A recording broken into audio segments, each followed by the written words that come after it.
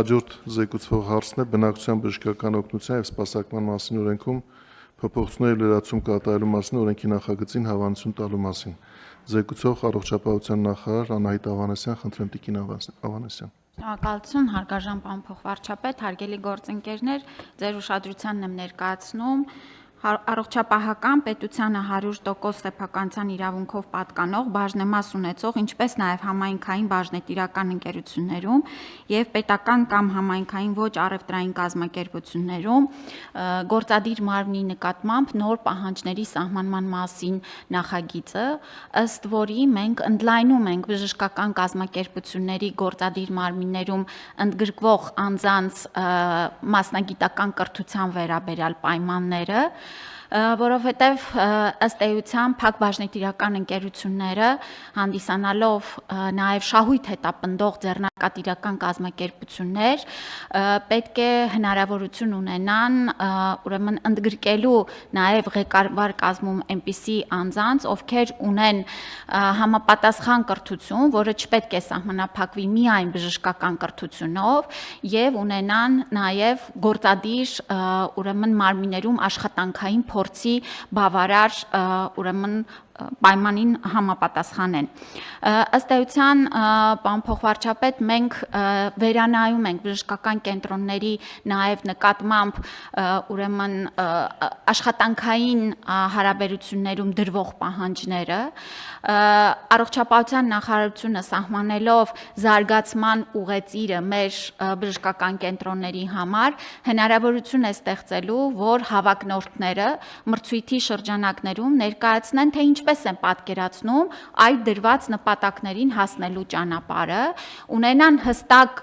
ուրեմն առաջադրանք եւ հաջորդիվ արդեն նաեւ հաշվետու լինեն, թե իրենց կառավարման ընթացքում բժշկական կենտրոնը ինչպիսի ֆինանսական,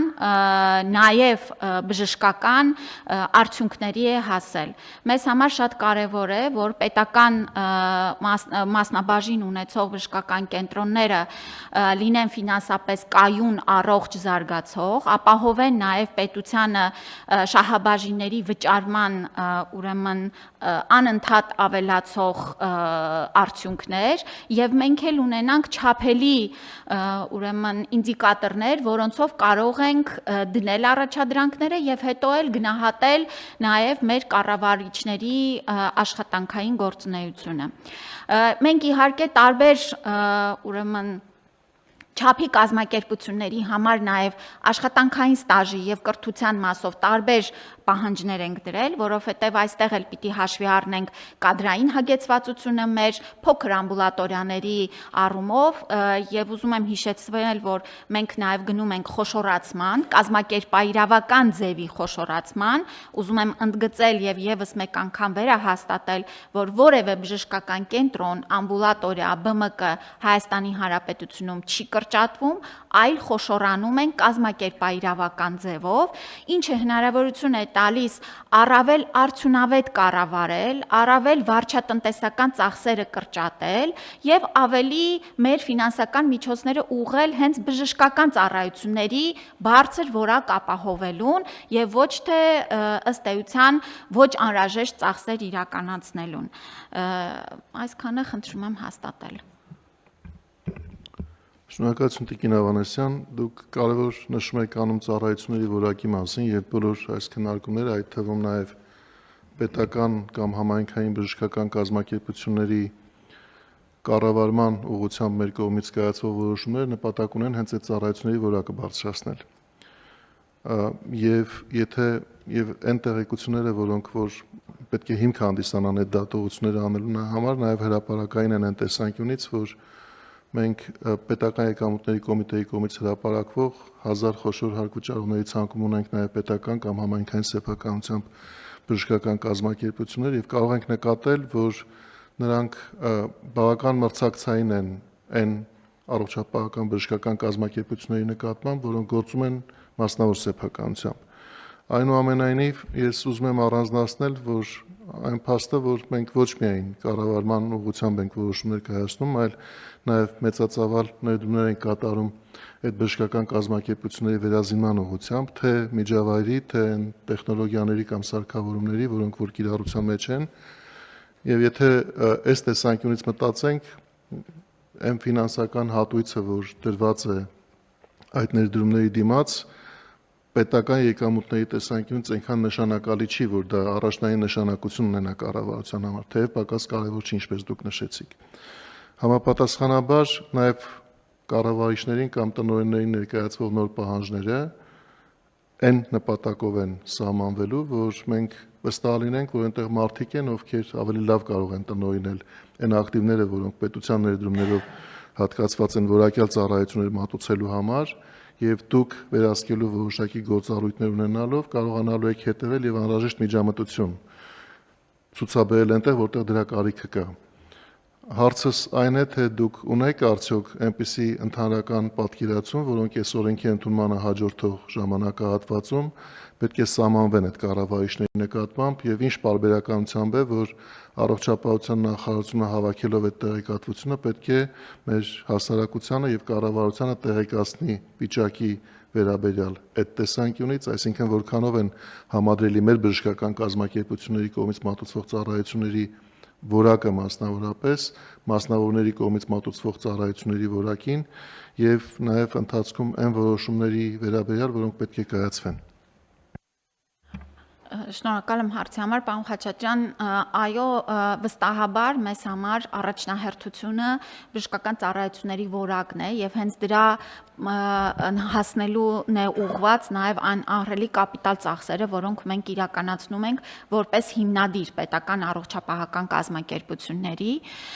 եւ այստեղ էլ որպիսի մեր ներդրումները եւ քանի որ պետական բժշկական կազմակերպությունները նույնանման մրցում են մասնավոր բժշկական կենտրոնների հետ եւ հավասար պայմաններով ենք մենք նրանցից ծառայություններ գնում,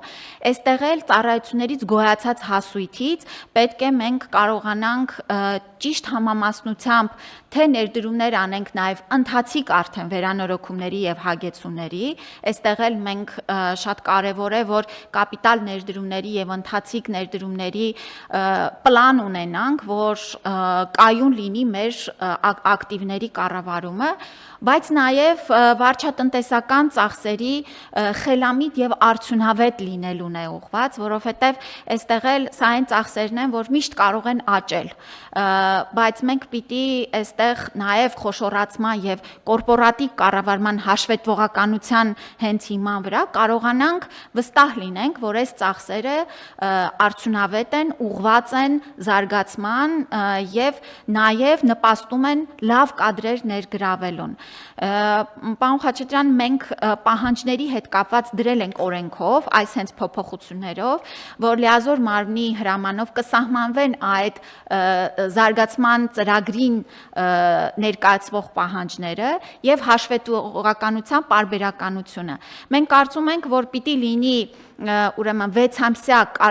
արդյունքների մասով համապարփակ հաշվետվողականություն, տարեկան եւ իհարկե նաեւ հնգամյա, որովհետեւ սովորաբար ուրեմն մրցույթների արդյունքում մինչեւ 5 տարի ժամկետով են կնքվում գործադիր մարմնի հետ պայմանագրերը։ Այս պարբերականությունն ենք նախատեսում արդեն ենթաօրենսդրական ակտերով սահմանելու։ Այլ հարցեր, պարոն Թորոսյան, խնդրեմ։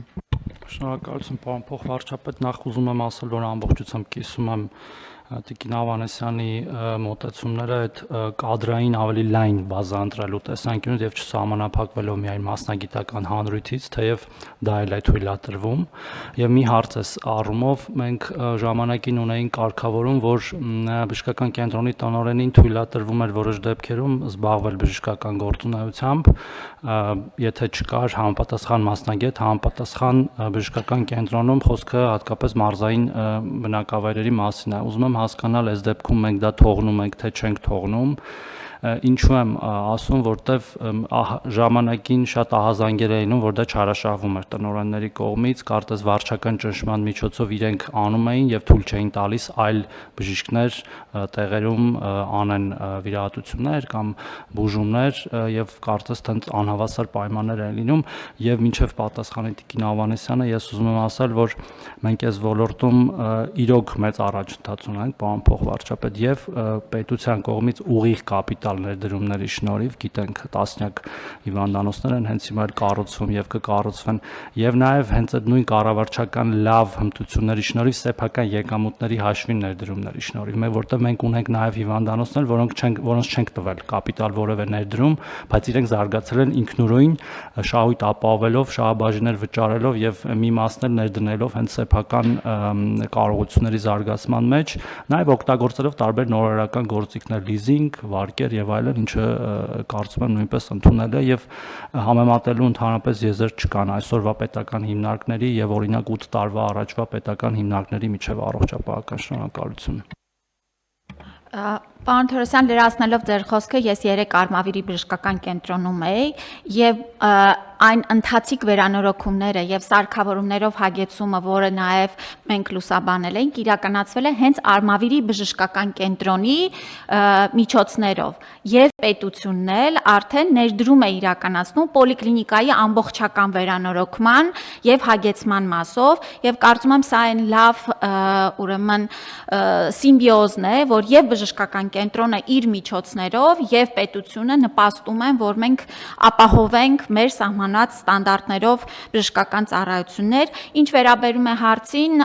մենք թողել ենք բացառություն, դա հոգեբուժական կազմակերպություններն են, որովհետեւ այստեղ մենք ունենք նաեւ հոգեբուժական փորձաքննությունների ուրեմն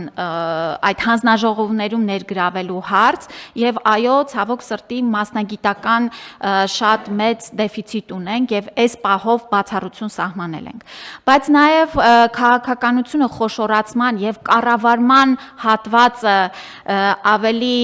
բժշկական մասնագիտական գործունեությունից առանձնացնելու արդյունքում այս խնդիրներ չենք ունենա, որովհետեւ այո, մեր փորձառու մասնագետները լինելով բուժ գծով պատասխանատուներ կարողանալու են իրականացնել նաև կլինիկական գործունեություն եւ ըստ էության մենք կնպաստենք, որ այսօր մեր փորձառու բժիշկ մասնագետները կաշկանդված չեն լինի զրկվելու կլինիկական գործունեությունից, բայց նաև գործադիր մարմնի ղեկավարը այլևս կաշկանդված չենք, որ լինի միայն բժիշկ։ Պարոն Թորոսյան, Ալիա կարճ արձագանք եւ մի հավելում էլ անեմ, որ մենք հիշենք սրա մասին, պարոն փոխվարչապետ, շնորհակալություն նախ Տիկին Ավանեսյան, հոգեբուժականի մասով գիտեմ, նույնիսկ գիտեմ, որ կենտրոնի համար է դա հիմնականում նախատեսված, բայց մրցակցային առավելություններից խոսելիս մենք միշտ պետք է հիշենք, որ պետական բժշկական հաստատությունները, բոլոր պետական հիմնարկները իրենց գնումները կատարում են գնումների մասին օրենքի համաձայն, որը իրենց հաճախ դնում է ոչ մրցակցային պայմանների մեջ, մասնավորի հետ, այդ պետք է միշտ մտքում ունենանք, որտեղ մասնավորը կարող է արագ ուղիղ ներկրումներ անի դրսից, արագ ձեռքբերումներ անի, իսկ մենք հաճախ ստիպված ենք լինում այդ ամեն պրոցեսների միջով անցնել եւ նաեւ երբեմն դրանով ապայմանավորված, որ մասնավորը այնուամենայնիվ ավելի արագ է զարգանում, քան պետականը, թեև երկուսն է զարգանում են։ Պարոն Թորոսյան, մենք նաեւ վերջին տարիների ընթացքում կաշկանդված չենք եղել, եթե տեսնում ենք, որ որևէ կարգավորում խելամտորեն պետք է բարելավի, լավարկվի, որ ծառայությունների որակը լինի համապատասխանաբար ավելի բարձր, ապա դրանք քննարկենք ֆինանսների նախարարության հետ եւ կայացնենք համապատասխան որոշումներ։ Եվ այդ տեսանկյունից պետք է նշեմ, որ այլ ուղղություններով վերջին տարվա ընթացքում մեծ ծավալի աշխատանք է կատարվել, հիմա մանրամասների մասին չեմ ուզում խոսել, բայց կարող եմ վստահեցնել, որ եթե այդ խնդիրները կոնկրետ դեպքերում ձևակերպված են, եւ եթե հիմնավորված է, թե ինչու պետք է առանձին դեպքերում ավելի ճկուն լինելու հնարավորություն տալ կառավարիչներին, ապա դրանք արձագանք են գտնում եւ համապատասխան լուծումներ են ստանում։ Ես առաջարկում եմ, որ Տիկին Ավանեսյան, եթե կան այն երևույթները, որ պարոն Թորոսյանը նշեց, եթե դա այդպիսի ճկունության ավելացումը պետք է նպաստի, որ ծառայությունները լինեն ավելի որակյալ, բնականաբար պահպանելով թափանցիկության եւ հաշվետու լինելու անհրաժեշտ ընթացակարգերը, ապա դրանք աշխատանքային կարգով քննարկվեն ֆինանսների նախարարության հետ եւ բերվեն այն առաջարկները, որոնք կօգնեն հարցի լուծմանը։ Պարոն Հովհաննիսյան, խնդրեմ։ Շնորհակալություն, պարոն Թորոսյան, ես ուզում եմ ասեմ, որ գնումների օրենքը ստեղծված է նրա համար, որպեսզի մենք գնումները ավելի արդյունավետ եւ քիչ ծախսով եւ հաշվետու ձևով իրականացնենք։ Եվ լրացնելով պարոն Խաչատրյանի ասածը, ուզում եմ ասեմ, որ եթե որևէ ձև սա չի, այսինքն դա տեղի չունի իրական կյանքում, մենք պատրաստ ենք քննարկել եւ պատրաստ ենք փոփոխության ենթարկել եւ հենց այդ պատճառով է, որ վերջին տարիներին մեր կուտակած փորձը հանգեցրել է նրան, որ մենք 5 մեծ փաթեթով փոփոխություններ ենք իրականացնում գնումների մասին օրենքում եւ որը ուժի մեջ կմտնի 27 թվականի հունվարի 1-ից եւ հուսով եմ, որ այդ ճկունության հետ կապված հարցերը նաեւ մեծապես կլուծվեն, թեև ի տարբերություն մասնավոր ընկերությունների, որոնք բաժնետիրական ընկերություններ չեն, պետական մարմինները նաև հանրային ռեսուրս ծախսելով նաև հաշվետվականության որոշակի պահանջներ ունեն, որոնք պետքա մենք ապահովենք, որը ինչ որ դեպքերում կարող է նաև այո համաձայն եմ, որ ստեղծի հավելյալ վարչարարության կամ գործընթացների բարդացման խնդիրներ։ Շնորհակալություն։ Շնորհակալություն, պարոն Հովհաննիսյան, Տիկին Ավանեսյան։ Ուղղակի մի փոքր լրացում անեմ, պարոն Խաչատրյան, որ այո, առողջության ապահովագրության ներդրմամբ մենք նաև հիմա աշխատում ենք եւ որոշակի փաթեթ մեր գործընկերներին կներկայացնենք, որովհետեւ ըստ էության մենք ապահովագրության շրջանակներում նույն հնարավորություն ենք տվել անձին մեր փոխհատուցման գնից առավել թանկ ուրեմն օրինակ էնդոպրոթեզ կամ այլ պարագաներ դեղորայք ընտրելու պարագայում իրականացնել համավճար եւ ունենալ ընտրության հնարավորություն։ Եվ այստեղ մեր այս գնումների օրենքով բժշկական կենտրոնները կարողանում են մեկ քիմիական անվանումով կամ մեկ տեսակի ապրանքից միայն մեկ ձևաչափը գնել։ Մենք նախապատրաստում ենք, աշխատում ենք փաթեթի վրա, գործընկերների հետ կքննարկենք եւ իհարկե պահպանելով թափանցիկ եւ նաև արդյունավետության սկզբունքները առաջարկով հանդես կգանք։ Շատ լավ։ Այլ դիտարկումներ չկան, հարցը դրվում է քվեարկության, ովքեր են դեմ նախագծի հաստատմանը։ Դեմ չունենք, նախագիծը հաստատված է։